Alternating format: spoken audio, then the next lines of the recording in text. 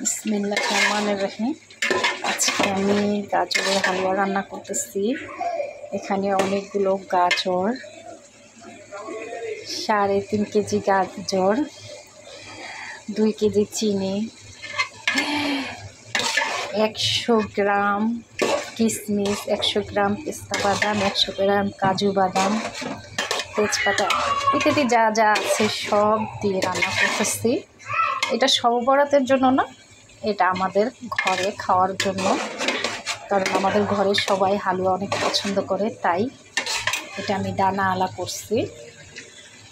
এটা মিহিনটা না, মিহিনটা খাই আমাদের ঘরে কেউ খায় না, তাই আমি দানাটা করছি। অনেক কষ্ট হয়েছে,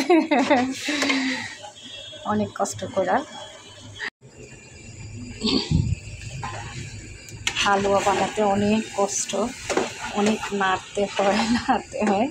এই যে ছোট পাতিল থেকে বড় পাতিল থেকে ছোট পাতিল নিয়ে গেছে, অনেক কষ্ট নাড়তে নাড়তে হাতটা ব্যথা হয়ে যায়। নিয়েছে হয়ে গেছে গাজরের হালুয়াটা।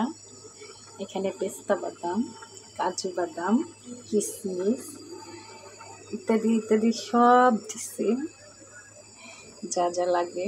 আমি কিন্তু লিকুইড দুধটাও দিচ্ছি, আবার গুঁড়া দুধটাও দিচ্ছি।